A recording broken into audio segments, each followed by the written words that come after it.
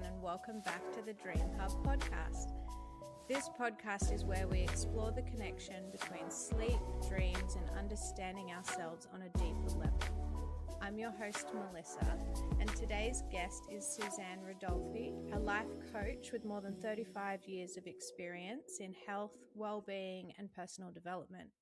She specializes in helping women navigate life's biggest transitions, whether that's menopause, becoming an empty nester, divorce, career changes, or simply reaching a point where they no longer recognize themselves. And one thing I've learned through my work is that when life changes, our sleep often changes too. And while many people see poor sleep as something to fix, perhaps it's also something to listen to. So today we're exploring the connection between sleep, our bodies, self-care, and why major life transitions can affect us far more deeply than we often realize. Susanne, welcome to the Dream Hub podcast. It's lovely to have you here. Thank you so much for inviting me, Melissa. It's great to see you again. I've done a little talk for some of your female entrepreneurs at a breakfast about dreams, and I really loved that, and I love all of the women in your circle. So hello to all of you who are listening. Hello and thank you. Yes, that was a while ago, wasn't it, Melissa? Yeah. And I very much enjoyed having you there as a guest speaker. Thank you. So for those who haven't met you before, could you tell us a little bit about yourself and what led you to dedicate your career to helping women? Um, that's a long story. I'll try to make it short. I'm operating as a health well-being coach, stroke life coach. So my background is in the fitness industry. I started off as a gymnast myself as a very young age, and was part of a very supportive and successful gymnastic teach. This is back home in Sweden. So I we started to do team gymnastics, which I really enjoyed, and we were quite good at team gymnastics. We cracked a few gold medals back home in Sweden, which doesn't mean that much when it comes to the worldwide gymnastic organization. But we had great fun, and I decided to start gymnastic coaching. So I coached young girls, supporting them to reach their goals. From there, I decided to become a PE teacher. So I thought I can do this as a career. So as a PE teacher, I was teaching, this is back home in Sweden, so my students could range for the age of 7 up to 17, 18 years of age. Um, and what I found in that is, as a PE teacher, you're also doing quite a lot of coaching and life coaching at the same time. Um, I had a couple of years over in New York. I lived in Manhattan for 2 years, and there I operated as a personal trainer. So that's a long time ago, Melissa. I don't know if you remember those times in the early 1980s, and Jane Fonda was on the card. So that was me doing and I worked in places like here on the Gold Coast, we have a Good Life, for example, so fitness clubs. And I decided on top of that to run a marathon. So here's the gymnast, dancer, turning marathon runner, which is unheard of, but I did that. And then my running career started. I decided to retrain, and this is during the time in New York as well, because I used exercise a lot, and I think I became an exercise addict. And it doesn't matter which addiction that you get into, it's too much of anything is not good. So my body decided to tell me off and gave me a severe back pain, which literally stopped me in my tracks. I was in such bad back pain I couldn't walk, and the only thing I wanted to do was to go back to walk and move again. So universe then provided me with what we then call complementary, in today's world is more integrated medicine. So I received acupuncture treatments for my back, which was very helpful. And the woman who was giving me those treatments, she was trained over in Japan, and in Japan they study shiatsu before they go into acupuncture. And shiatsu is treating the same energy channels as you do in acupuncture, but without the use of needles. So I retrained to become a shiatsu practitioner, moved back to Sweden, opened up my clinic, and a couple of years later, I found myself over in England. Spent 13 years over in England together with my husband, now husband. Well, now husband, he's been my husband for many years. 33 years is a long time. But we ran the British School of Shiatsu Do over in England. So that was living and breathing shiatsu. And the goal was always to come here to Australia. Um, because my husband is from Brisbane. So we took the leap, and 13 years later, we came over to Australia, ended up in Sydney, and been on the Gold Coast since 2008. Why do I focus on women? In my health coaching, I think I attract, being a woman myself, I attract more women, but there are the odd men that slip through the cracks as well. um, and the focus on women is very much, as you said, when they go through a what I would call a turning point in their life. You know, we have so many roles to fulfill as a woman, and you're a mother yourself, and you're a business owner yourself, and then we're wives sometimes, or we have a partner, and then we have our business, or we are employed, and sometimes we have furry friends to look after as well. So, you know, in the end of the day, a lot of women, what happens is they find themselves at the bottom of the list. So when the time comes to them, they're too tired and exhausted and lacking motivation to actually look after themselves. So what I do with women is to really relook at that and move them up to the top of the list. And I think a lot of people in today's world has probably been on a aircraft, and I said, "Is what they say in the aircraft when they drop down the oxygen mask from the ceiling? Put it on yourself first, because if you look after self, you are so much more prepared and ready to look after other people." So it's the same when it comes to self-care. In my opinion, self-care should be on top of the list, and you need to be on top of the list. Mm, Does that's that answer your fascinating. question? Yeah, yeah, definitely. I loved hearing the whole story. And I find it is interesting. There's a lot of people who are in business in helping others to heal and life coaching and personal development. And a lot of us did start in the fitness industry. So I was an Mhm. athlete as well. And for about 10 years, I was doing that before I got into this. And it's like, I don't know, we're just go, go, go, go, go. And we love that adrenaline. And but then it's also, you help yourself and you just want to help others because you've learnt to help to make yourself feel good and you kind of want to spread that joy to other people. I Absolutely. I love how you are helping people go through the different stages of their lives, and I know that like you said, we hold all of these different roles, or we wear so many different hats as women that it's going from one thing to the next, and it's the same with your life. As you were saying, sometimes you're just looking after yourself, and then you might have pets and kids and divorce and all of this, and it's like throughout life you're not just sort of one person. You go through these identity changes constantly. Mm. And I guess the thing that stood out to me of when you were speaking is it is coming up quite often that women do spend so much of their lives caring for everybody else that they stop listening to what their own body has been trying to tell them. Do you find that happening a lot? Absolutely. And it's a line in my book, and it goes like this: if you listen to your body's whispers, you don't have to hear it scream. So, Mm-hmm. you know, many of us, like myself, we wait for that scream to happen. So, but you know, if you can tune in and go into that space of listening beforehand, as in we say in what I say in healthcare, prevention works so much better than cure, and it's cheaper, it's quicker, and it doesn't take so much time. So, looking after self, listening. The interesting thing is to, and I said to listen spells with the same letters as silent. Mm. So to come to that space of truly listening to what your body is telling you, or the signs and the symptoms that the body is telling you, you have to find in my opinion, the space of silent. And it is in that space of silence when you can truly hear, when Mm. the inner voice, the truth within yourself comes through. So yeah, Yeah. Yeah, I totally love agree with you. that.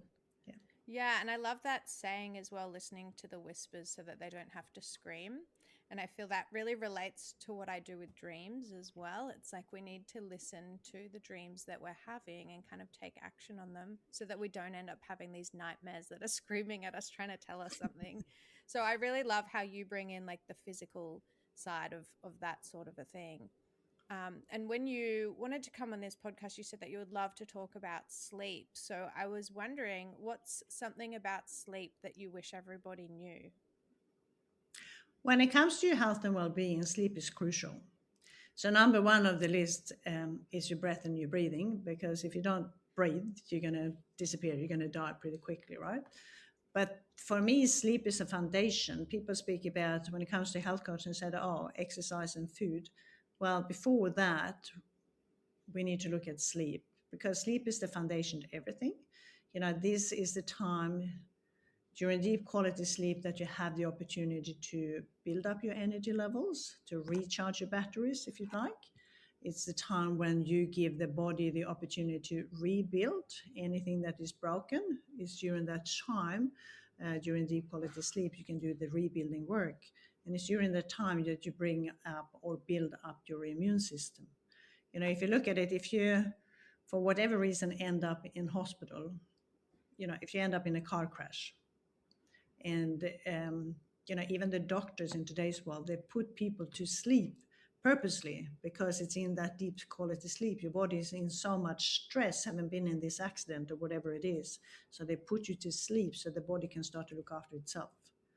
um, People very often look, how can I fix this and how can I get rid of that? Well, in the end of the day, we are our best healers. We can use modalities and tools and techniques, but in the end of the way, it's up to me to heal myself. And a part of that is deep quality sleep. Mm. And they use it for torture. They wake people up, keep Yeah. them awake, and it doesn't, you know, it's a reason for doing that. So we really, really need that deep quality sleep. And it's Yeah. looking at sleep during different, I work very much with the rhythms and the rhythms of nature. So here in Queensland now we have winter time in the southern hemisphere. We experience winter. This time of the year, we need more sleep. Our body needs more rest, more quality rest. Back home in Sweden, where I'm from, in the winter time, if you look at the animal world, a lot of them go into hibernation. They go and sleep throughout the whole winter time, and then they come back ready for springtime, and they emerge again and become the more active self. Hmm. Yeah, so it's paying attention to the cycles and not just what you feel or think that you need. It's very personalized depending on where you are. Absolutely, absolutely.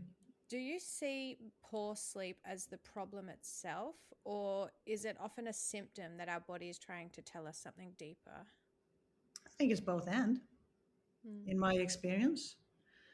Poor sleep and working. Some people, many people, work against the natural rhythm that we live in, and they have nighttime works.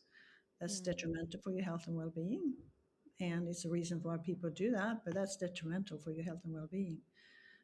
So in that respect, poor quality sleep can end up in other signs and symptoms, physically or mentally, emotionally, in your body. And then, of course, if you're stressed for whatever other reason, then your sleep gets affected by that. In my experience, that can Yeah. be emotionally, that can be aches and pains, it can be anything that disturbs your ordinary or the sleep that you need to have. Mm. Does that Yeah, it make sense? does. Yeah. Yeah. Yeah. Yeah. And it's making me think about I've seen that when we have such short amounts of sleep, say like 4 or 5 hours, it's actually worse than drink driving. Like if you're driving tired because you're just not responding and reacting the ways that we usually would. So I think some people like to push through with work, or they have a project they want to finish, or they think that they're going to do better just by pushing through and sleeping less, but you end up making more mistakes and not getting things done clearly or properly because you're so exhausted. Yeah. Absolutely. I Yeah. agree. Yeah. And I know that sleep changes dramatically during perimenopause and menopause. So I'm guessing that you know a little bit about this. I was wondering if you could explain what's happening in the body that causes so many women to suddenly struggle with sleep when they're going through this stage of their life. Well, we all go through stages of life. Is that, beginning of the menopause or in the middle of menopause or postmenopause? And as I say to women, that's for the rest of your life. You're going to be postmenopausal. So that's where I am.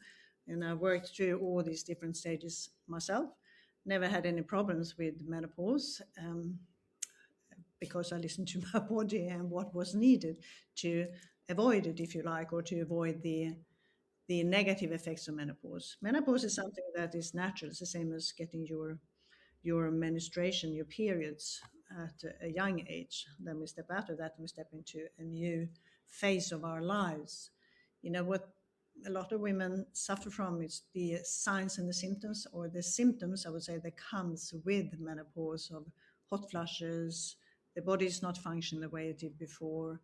Um, it's a lot of different things. They add on weight that they didn't have before, and the digestive system isn't working the way that it was before. So we can seek help for that. In the end of the day, what works for one person doesn't work for everybody else. So it's a matter of preparing yourself. Doing your morning rituals, or here the evening rituals. So when you do go to sleep, or when you prepare yourself to go into your bed, that your body is also prepared for you, your body and your mind. I say to people, your bedroom is for two activities only: rest and relaxation and intimacy. Everything else happens outside of the bedroom. Mm. So the way that I support women, doesn't matter if they are menopausal or something else going on that disrupt their sleep, is to set up their sleep environment, and also to prepare their body and mind to go to sleep. So it's a Mm. process to go through, so that can help them. Yeah, that's so important to set up for the night in the right way. And like we were talking about earlier, the more sleep you get, the easier or quicker you can heal. And so it's probably reducing the symptoms if you are able to get more sleep or go to bed a little bit more relaxed. That's great. Absolutely, yeah. So, what are some of the earliest signs that a woman is heading towards burnout, even if she thinks she's just coping fine?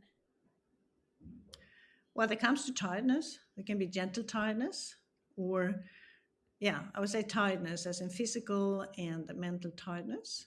Um, to be aware of that, different aches and pains that comes into your body before they come into burnout. Um, Lacking in motivation,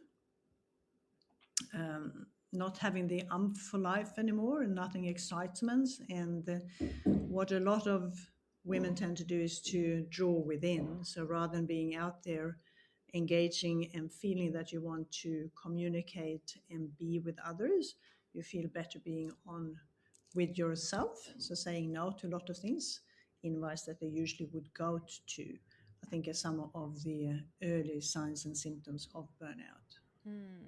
Yeah, they're really good tips of things that you could look at if you're a woman and you think you're all right, but you've got these symptoms, and maybe do a little health check on the inside, and try to get a little bit more sleep, or see what it is that's burning you out and try to reduce the amount of work you're doing. So, Yeah, I think the lack of motivation and not feeling up to things anymore is, that's a starting point of what is happening with me. Yeah. yeah, and it's much better to catch burnout before it actually happens than after. Well, It's it's a coming quicker back to that, recovery. prevention works better than cure, right? Yeah, So, yeah, definitely. being aware of the signs and the symptoms, and actually, um, when I work with people, awareness is the first step, is to become aware of where are you actually at when it comes to your health and well-being. Where are you at when it comes to your sleep? To look at that, to ask the questions and figure out, okay, well, no, this is not okay. It doesn't need to be this way. let's start to work on it now rather than later. Mm. Mm-hmm. Yeah. And you've worked with women for more than 35 years. What's the biggest mistake that you see women making when they're trying to improve their sleep and overall well-being? Not saying no, Yeah. saying yes to too many things. I have a no button I use with a lot of women. I said, you're gonna have to say no. So we are. Well, I think it's a female thing. It's a women thing. We are very caring people, and we, as I say, enjoy helping other people. Mm. That's a caring part of ourselves. Having said, it's very difficult. Not very difficult. It's difficult for many women to say no to when people ask them to do something. But if when you say yes to something, I ask my clients, when you say yes to something, what is it that you say no to? And very often, when you say yes to something that you don't feel 100% that this is in alignment with what I really want to do and what's beneficial for me, you say no to yourself. So saying yes to the invitation or to the action, to the activity that you're not feeling really up to, but you do it because you think that you have to, or you obliged to, or they're going to think this and that if I say no.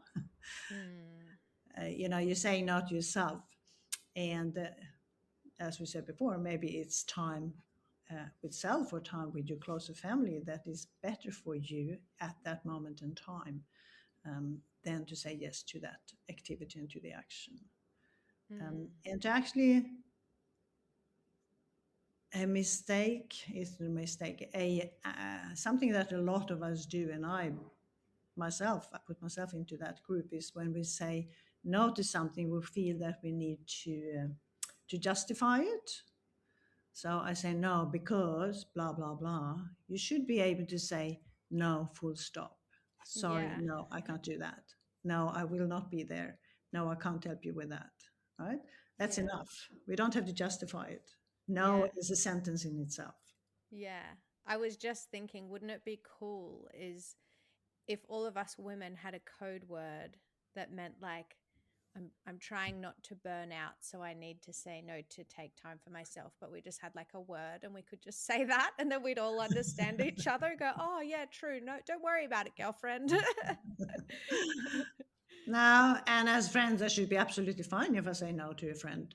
Can't Mm. do that. Sorry, I won't be there. Yeah. Yeah. Yeah, but just so that people don't then take it personally or think that there's something else going on, or so that you don't have to start saying too much or going into it. But yeah, that's interesting. Well, that's when I and many of us start to, what I say, make stuff up. We work on the MSU. You're making up. This is what they're going to think, or this is Yeah. what they're going to say about me when I'm not there, or this is the result. So we're making stuff up, and that's if we could just stick to the fact.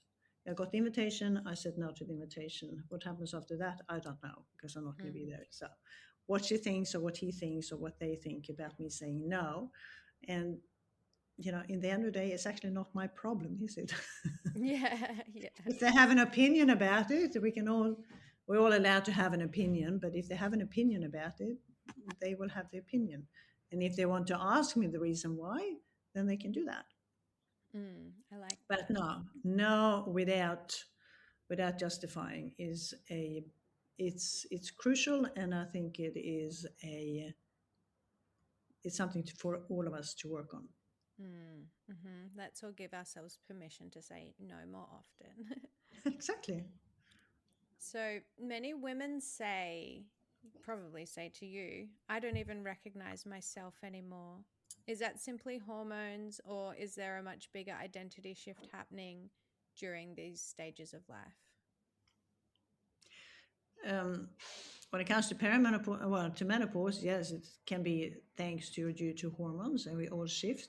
There's also be because of the changes that has happened in your life outside of menopause. I mean, one of the changes that you went through yourself is going through pregnancy and childbirth, right? Mm-hmm. It starts already, if we're talking about hormones, that's hormones as well. But then you're growing a baby within, so that's going to come with lots of changes. And I'm going to be a grandmother soon again. And at the moment, she is dealing with pregnancy carpal tunnel syndrome, which for me was something I didn't know about a couple of days ago. And I said, no, tunnel syndrome is for these reasons, but it's actually for some people part of pregnancy as well. And that is due to hormones whizzing around in your body. So, what can I do to support or to heal myself, support my body to deal with it better? So, I don't know if I'm answering your question, Melissa. Am I? Yeah, yeah, because it is very hormonal. There's so many different shifts that our bodies go through, and I think sometimes when we feel like we don't recognize ourselves, we can place some blame on ourselves or think like, am I going crazy? Or, Mm-hmm. you've been letting others dictate the way that your life should be, when possibly it's just being a bit more gentle on ourselves and paying attention to our hormones and thinking, what part of our life are we in right now? I know that when I was struggling with identity from pregnancy and becoming a mother, there's a huge shift that happens there. But one of the things that really helped me was listening to my dreams and sleeping more. Yeah. And Yeah. I think what you said now, I was thinking about, I think it's, you can call it an identity shift. So, Mm. whenever you change identity, if that's becoming a mother, or it can be business related as well. So, if you're changing or Mm. relaunching or changing the business that you are in, if you have your own business, or stepping into business or stepping out of business, that's a identity shift. As you mentioned in the beginning, a woman who's been um, in a relationship, a marriage relationship for a long time, and then suddenly find herself being single, that's an identity shift as well. So, then you don't recognize yourself, and the habits and the rituals that you had as being as a partner with somebody else, and then find yourself, now I'm single, so who am I now if I don't have that? So that's an identity shift as well. So I think it's more coming to, this is an identity shift, right? Mm. Then you have the women that go through menopause and they said, well, the things I've done in the past doesn't work. I don't recognize my body anymore. I'm doing the right thing, but my body doesn't respond the way that it used to. So what's happening? And that's because of a different stage in your life as well. So you're going into, we call that another identity as well, if you'd like. Mm. That goes with age. Living in the 30s is very different to living in the 40s, then 50s, the 60s. And I'm now just moving into my 70s. I can't, my body is not working the same way today as I did 20 years ago. I can't You possibly still look do. the same as 20 years ago. Thank You you. look amazing. Well, that's because, or that's thanks to, I said not because, thanks to what I've learned over the years and tuning in and listening to my body. So I Mm. said to people, I have conversations, lots of conversations, not so much with my mind, I do as well, but I have conversations with my body, and I talk with my body and said, okay, so this is happening at the moment. What do you actually need? What is the best way I can nourish you right now? If I'm hungry and comes up with that, going through menopause, what is the best thing that can actually nourish you with, Mm. so that you feel more in balance, so the balance comes back within, because Mm. your body always moves or wants to move to that state of equilibrium, to balance. Mm. Yeah. Yeah. When you ask yourself these questions, do you feel like the answer just comes to you with a thought, or do you feel it in your body, or do you like have a vision, or like what way are you communicating with yourself to find the answer? So for me, I'm a very tactile person, so I feel it. Mm-hmm. Yeah. Hence I work with shiatsu, I feel it. Whereas other people, some people are more visual, some people are more auditory. So, and sometimes we get signs and symptoms from around us as well. Mm. Something show up, what you need right now, and then you read something or you hear something. Okay, well, thank you, I got the message. Now I Mm. can act on that. So, in the end of the day, if you listen to that inner voice, your intuition in my experience. If I when I listen to my intuition, your intuition is always right. Mm. So yeah, for me personally, I go on feelings. I feel things. Mm. Yeah. Nice. If you could change one belief that women have about aging, menopause, or their bodies, what would it be? Well, I asked this question when I did a presentation not such a long time ago. I said people say age is just a number. Yeah. And I come to realize that age is a little bit more than just a number. You know, you can, as I said, we grow older. We can't stop we can't stop becoming older, if you like. But aging and how you age is actually a choice. Mm. Yeah, that's your choice. How you work it, what you do to live through those aging years, if you like, that's a choice. Whereas it's not a choice to add years to your life. That will happen Mm. either you want it or not. Mm. Yeah, I like that.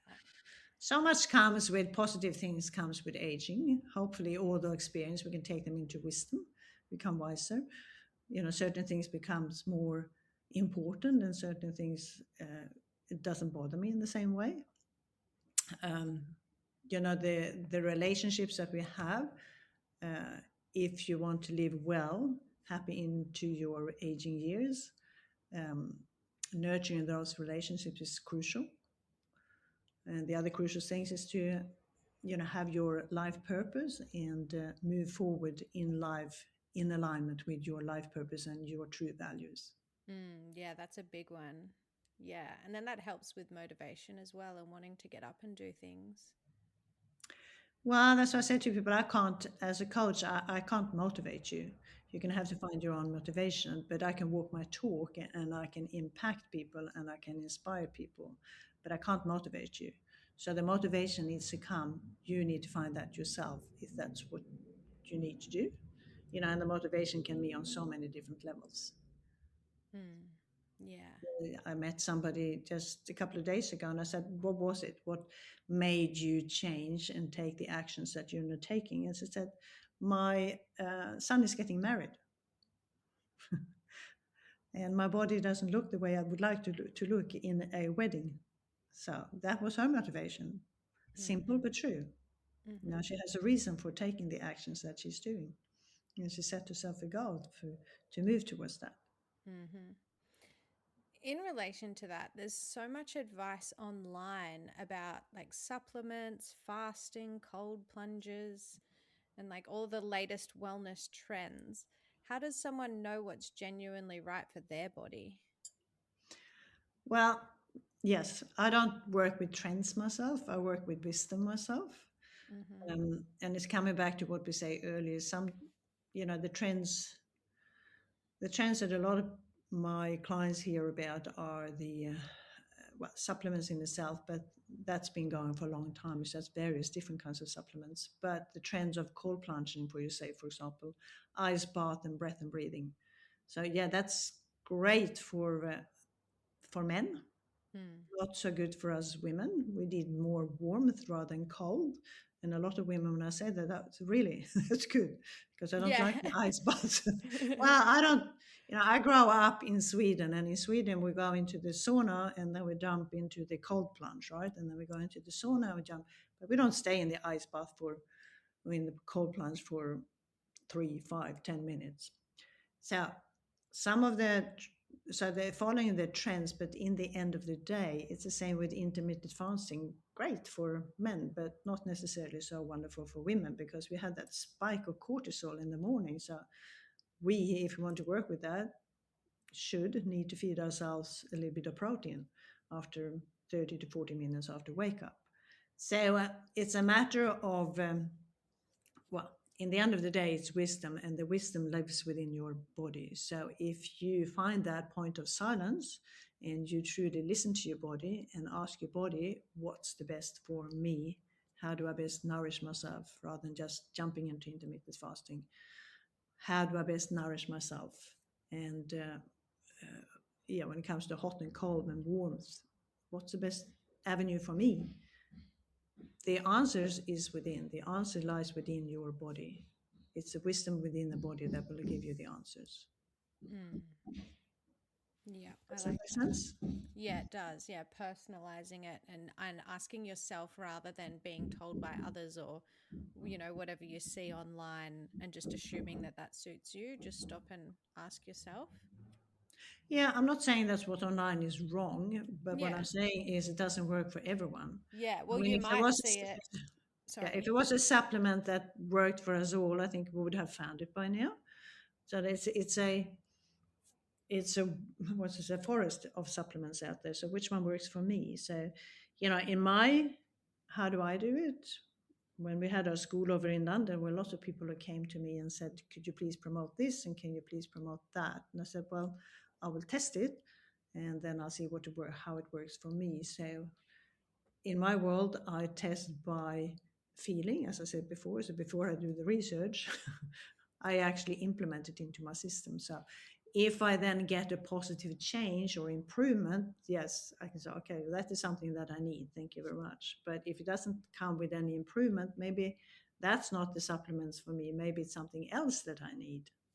Mm. And then it also depends on, how well and out of balance are you. If you are not well, if you are ill and you are suffering from a illness or disease, whatever you want to call it, then you might have to seek professional advice on it as well. Mm. Yeah. It's a difficult word. It's not easy to choose, to make the choices, and that's why I said you have to go back to me. Some people ask me, do you give me a diet? And my answer to that is no, but you give me yours. And that is for two reasons. I ask them to write their food journal. Number one is awareness, so they become aware of what they feed themselves and when they feed themselves, how much they feed themselves. And then it gives me an information of how much food they actually eat. Sometimes it's scary because it's not much food in what they feed themselves. There's a saying that says when you feed yourself, you either nourishing yourself or you're killing yourself. Mm. So there's a bit of truth in that. If I feed my body the wrong thing, so it's not going to work out very well, and my body is going to complain. Yeah. Yeah. Yeah, it's fuel or poison. Well, seeing food as nourishment rather than something that you have to do. Mm. Yeah, Yeah. So let's talk about your book. Do you want to talk about your book? Tell us all about it. that was a long pregnancy period, I and bet my you were husband having said, some pregnancy dreams before you brought that out. "Well, the book." So I'm an author in the past, and those books are about shiatsu, and we did a couple of books together, my husband and I, which was shiatsu for women. Um, but this book is not about shiatsu. Shiatsu is, as I said, it's a treatment.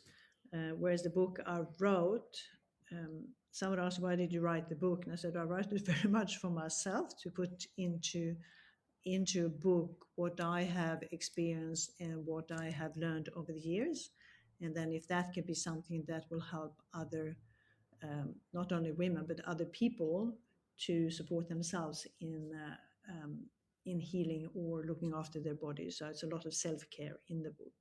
The book is called My Body and Me. So when you read it, it'll be your body and you. And it goes through different phases. It's on the acronym of health. So the first is about honoring yourself.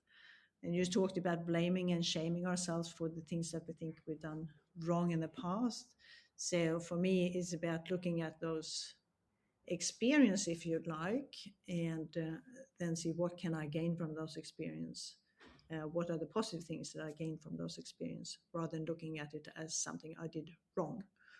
So some women say, "So I've done this wrong all my life," and I said, "No, that's not the way we look at it." So the way we look at it is, um, at that point, I did the best I could according to the tools that I had and the knowledge I had available. I did the best I could. So if you can take on that belief system, you did well. So Mm. now, if you're in the same situation today, you might make other choices and do different actions and activities. Mm. So number one is awareness. So we honor ourselves, and then we look at, okay, as I've spoken with you already about the what are my values in life, what is my life purpose, and where in the perfect world would I like to be with my health and my well-being, not only for now but for the rest of my life. And the second section is about energy and how we can bring energy into our body. So it's all about the things that we talked about breath and sleep and hydration and food and movement and exercise.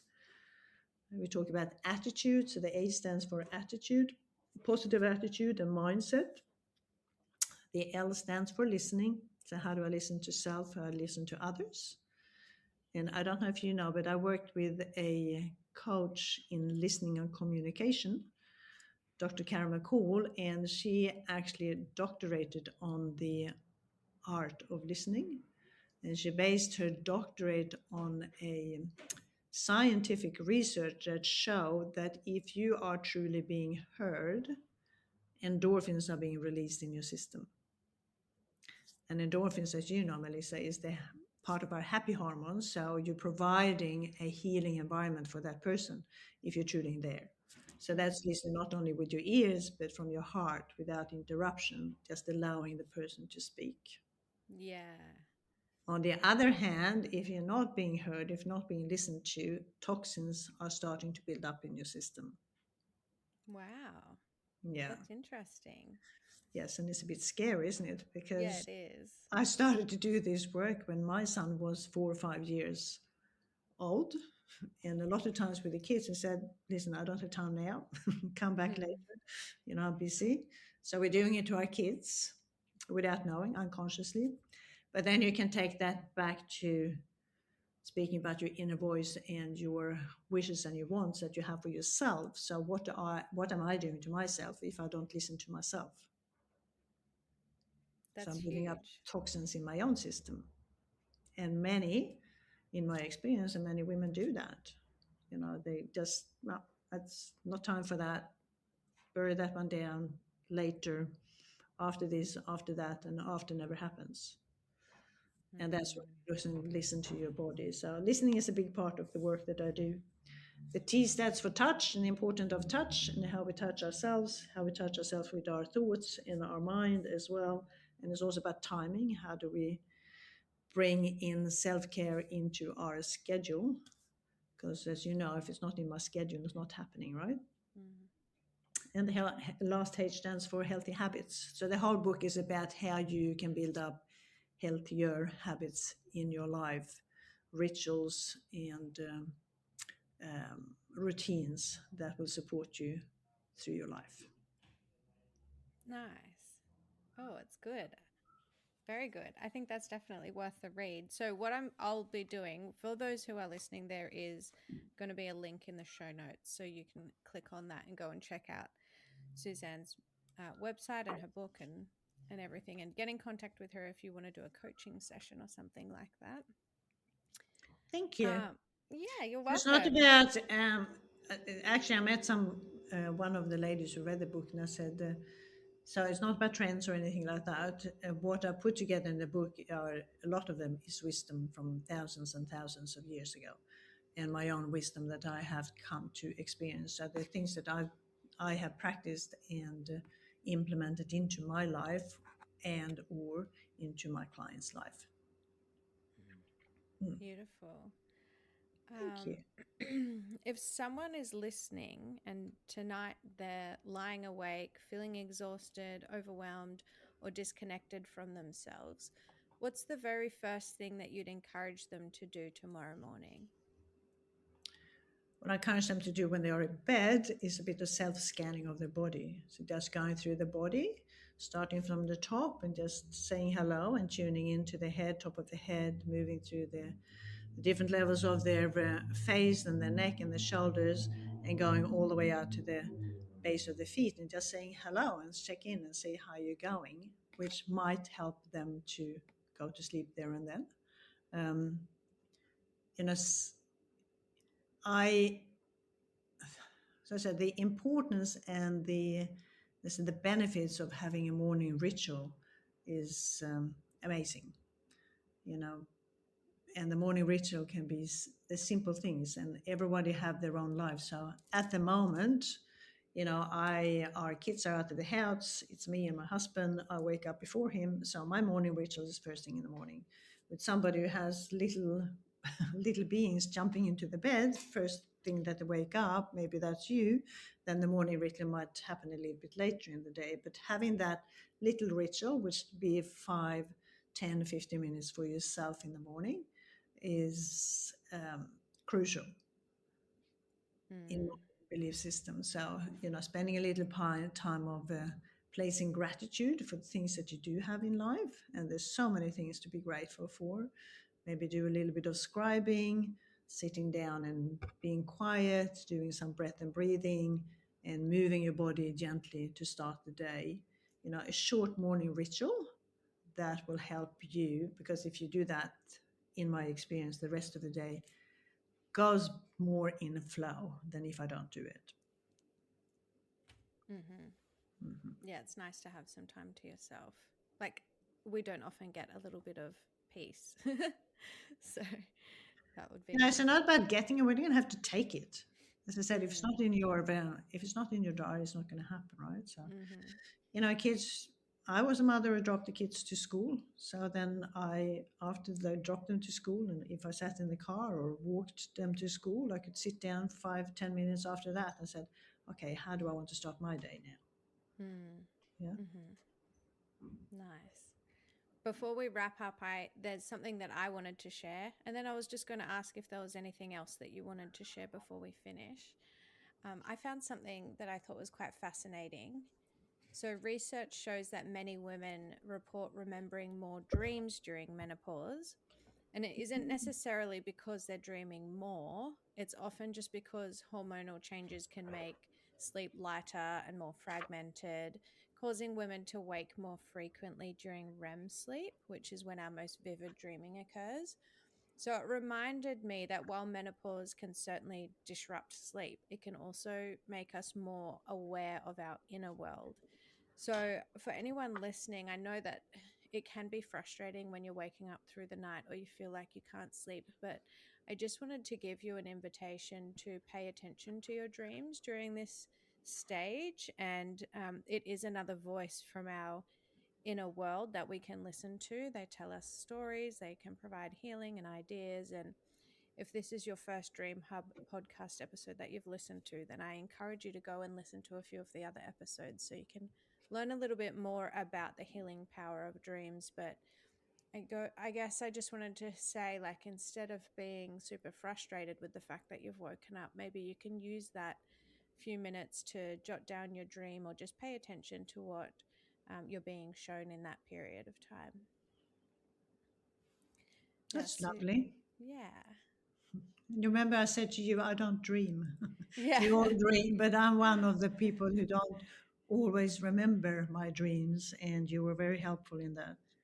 One Thanks. thing I would like to add, we Yeah. do, I encourage women to do an I am statement, an affirmation to start the day. And a good one to do, I think, for all women is to remember that they are enough. So stating in the morning when you wake up, I am enough, and you Mm. are. Yeah, that's beautiful. I know lots of women, I don't know why we struggle with self-worth, even though we're doing so much for everybody else. It's like, ah, that's a beautiful thing to give to yourself. Yes. Finish the day with 3 acknowledgement. That's when I started to, well, dive deeper into self-development. There actually it was Karen McCall who told me your your assignment, should you agree to accept it, is to write a minimum of 3 acknowledgement in the end of the day. So a lot of us, we go back and look at the things that didn't work out or we didn't do or forgot to do, but actually giving yourself 3 acknowledgements in the end of the day, things that you actually cracked. And it could be, I opened up the door for this lovely lady who had struggles to open up the door at the shopping center. you know so acknowledge yourself for 3 things at the end of the day, and that's what your mind is going to work on when you go to sleep. Mm. Yeah, I agree. That's really nice. I like thinking about that because, yeah, we do often look at our to do lists and go, oh, I didn't get to that thing or I didn't finish this thing I wanted. And we're focusing on the negative rather than, oh, well, a few other things came up, but I've handled them really well. Or what is the one thing that I achieved that I've been wanting to get done, and setting yourself up in a positive mindset. I love that. Yeah. Because when you do, your unconscious mind, as you know, when you go to sleep, is going to work on that positive things throughout the night as well. So, which helps you to wake up more positive Mm-hmm. with a positive Definitely. mindset. Yeah. Yeah. Susanne, thank you so much for joining us today. It's been such a thoughtful conversation, and I know that so many women and some men who've slipped through the cracks listening will have felt seen and understood. Thank you so much for coming. Well, once again, thank you so much for inviting me. It was a joy to be here with you. And now, listeners, as you finish listening this episode, I'd like to leave you with one simple question. So tonight, instead of asking yourself, how do I get more sleep? Try asking, what might my body be trying to tell me? Because as Susanne has showed us, our bodies are incredibly intelligent. They whisper before they shout, and sometimes poor sleep is simply an invitation to slow down and pay attention. And if you happen to wake from a dream tonight that stays with you, don't dismiss it, write it down, stay curious. Your dreams might not give you all the answers, but they often point you towards the questions that matter the most. And if you would like to learn more about understanding your dreams, or you'd like to work with me one on one, you can find all the details in the show notes or visit dreamhub.au. We do free group online dream interpretation sessions throughout the month. So if you're curious, come along and check it out. It's a lot of fun. And if you've enjoyed today's conversation, I'd really appreciate if you could subscribe, leave a review, or share this episode with someone who might need to hear it. Until next time, sleep well, stay curious, and remember that your dreams are always speaking. Most people were just never taught how to listen. And I feel after speaking with Susanne, it's the same with your body. Thank you. Thank you.